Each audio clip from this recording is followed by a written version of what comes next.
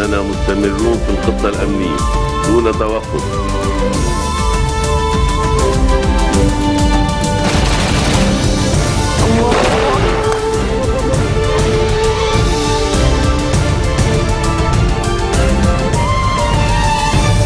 Good afternoon on this Saturday, June 28th. I'm Yumna Naufal, and these are today's headlines. The Army announces that detainees apprehended during raids in Akkad the past week confessed to the existence of a cave in the region where they used to prepare explosives. Iraqi army says it has launched a major offensive to retake the Tikrit from the Sunni rebels amid contesting claims over who controls the city's university. And dozens of people are wounded when a car bomb exploded in the Syrian town of Douma, northeastern of the capital Damascus in Syria. The army announced that detainees apprehended during raids in the northern Akkar region of Naide over the past week confessed to the existence of a cave in the region where they used to prepare explosives. The army said in a statement that it carried out a raid in the cave where it discovered bombs that were prepared to be detonated. It also discovered weapons, CDs, several SIM cards, mobile phones, documents, and lessons on how to manufacture explosives. The confessions were made by Ala Kanaan and Mahmoud Khalid, members of a terrorist bombing who were recently arrested. The National News Agency had reported earlier this morning that the army raided the areas of Naide, Al-Kafroun, and Jisr Ain al-Bannat. It also raided the nearby Aziziyeh encampment for Syrian refugees where soldiers search for wanted suspects.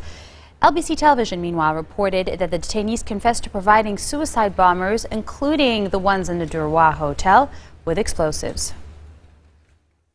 Security agents have intensified their efforts to control Lebanon's land, air, and maritime borders, given the recent bombings in the country and infiltration of terrorists, according to Al Liwa newspaper.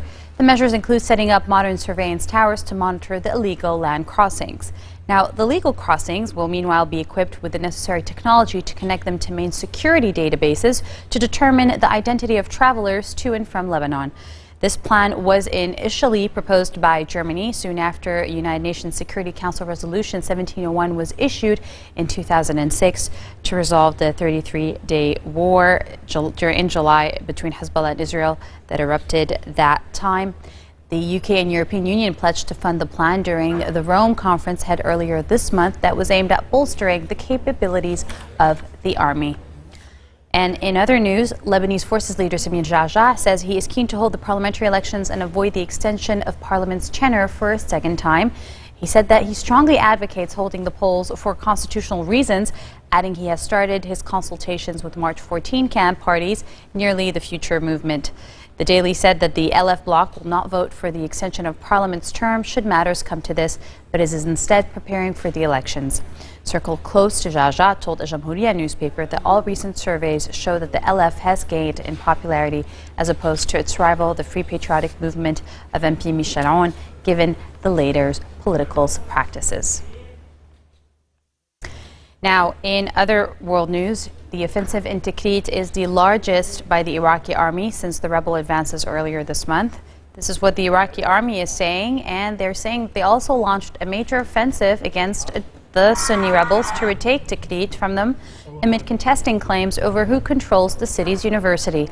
The main ground operation, which began this morning, followed heavy fighting in the city between Sunni rebels and Iraqi special forces who are trying to establish a foothold at Tikrit University. Iraqi military sources claim to have captured the university, but the rebels led by the Islamic State of Iraq and the Levant, known as ISIL, said they had successfully repelled the attack. The Iraqi army had destroyed a convoy of about 20 rebel vehicles between Samara and Tikrit, according to Iraqi state television. Social media accounts associated with ISIL said they had destroyed at least 10 Humvees, 6 tanks, and a helicopter in the clashes. Dozens of people were wounded when a car bomb exploded in the Syrian town of Douma in northeastern Syria, next to the capital Damascus. Local activists and according to an activist group based in Britain, they said that the video uploaded on the internet showed the flaming wreckage of an overturned vehicle in front of the blackened pillars of a nearby building, which activists say was located in a popular Douma market. The Syrian Observatory for Human Rights, which relies mostly on activists on the ground, reported the bombing, saying dozens of people were killed or wounded. There was, however, no immediate report on Syrian state media of the blast. Coming up next, U.S. soul singer and songwriter Bobby Womack passes, and we've got the music. Stay with us.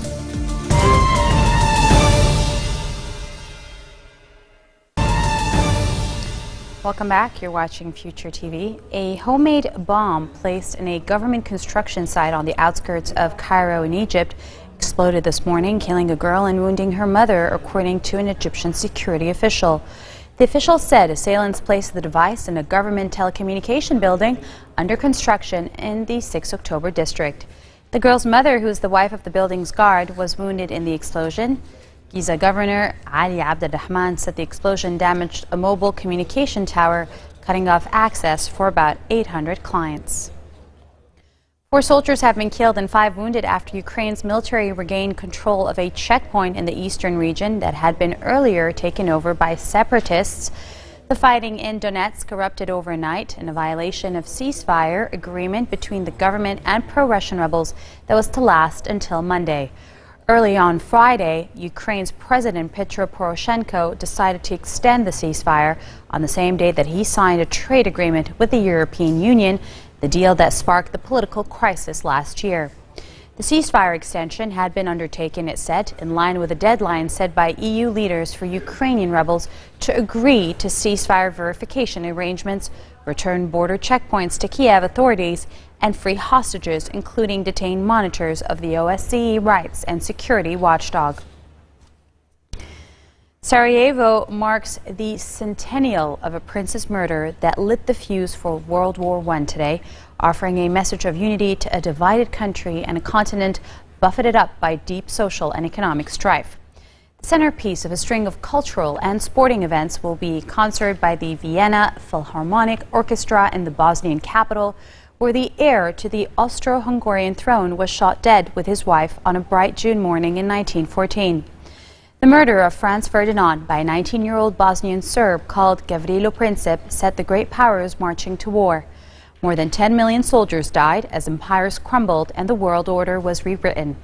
For visitors to the city, guides offered tours of Sarajevo, Princip's haunts, and the key locations on the day he killed Franz Ferdinand.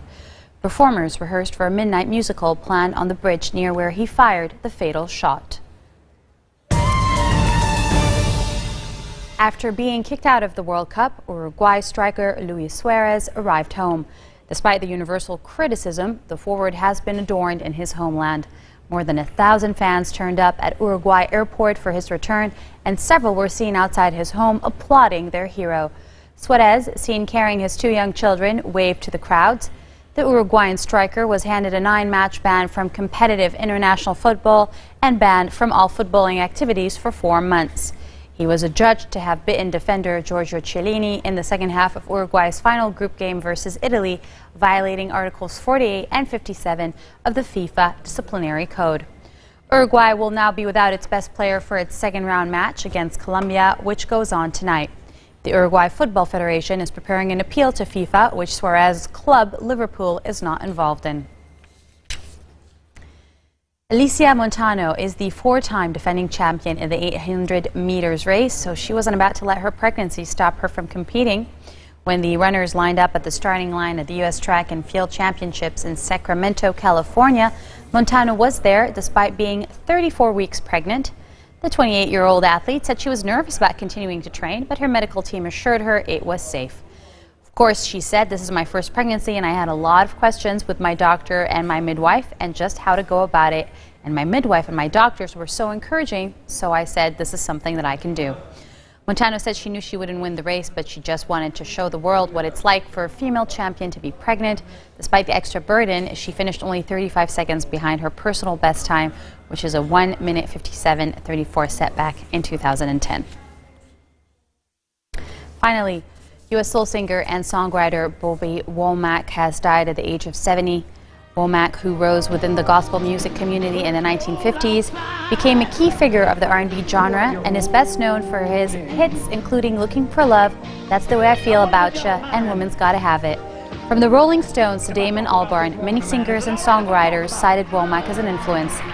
His songs have been recorded by multiple artists, and he played as a session musician in Memphis in the 1960s. He was diagnosed with Alzheimer's disease 2 years ago after overcoming addiction and multiple health issues, including prostate cancer, to pull off that second act of his career. And there have been many. The soul singer cut a wide path through the music business as a performer and songwriter in a career that spanned 6 decades. He was also inducted into the Rock and Roll of Fame in 2009. Here's a show of him.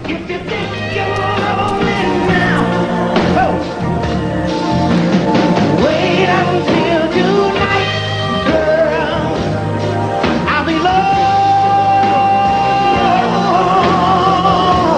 gone, but you never found another man that'll treat you right.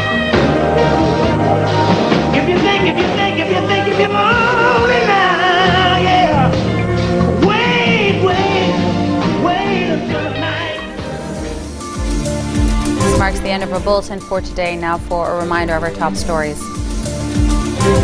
The Army announces that detainees apprehended during raids in the northern Akkar region of Naide over the past week confessed to the existence of a cave where they used to prepare explosives. The Iraqi army says it has launched a major offensive against the Sunni rebels to retake Tikrit from them amid contesting claims over who controls the city's university. And dozens of people are wounded when a car bomb exploded in the Syrian town of Douma, northeastern of the capital Damascus. I wrap up here on Future Television from the English News. Ramadan Kareem to all of us. We'll be back after Eid, so have a nice and festive season, and we'll see you soon. Take care.